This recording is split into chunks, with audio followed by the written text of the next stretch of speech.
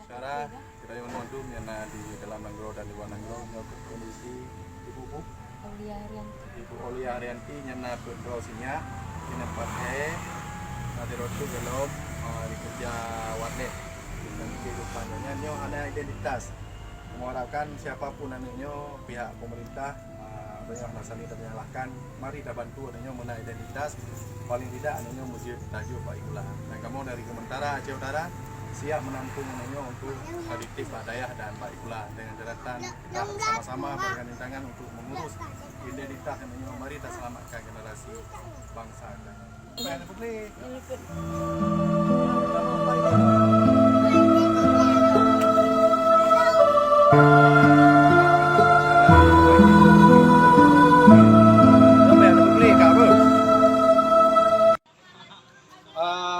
Saudara-saudara Lung Wadum nyo ke anak yatim yang viral di Facebook ataupun media sosial nyana di mana nih Pak?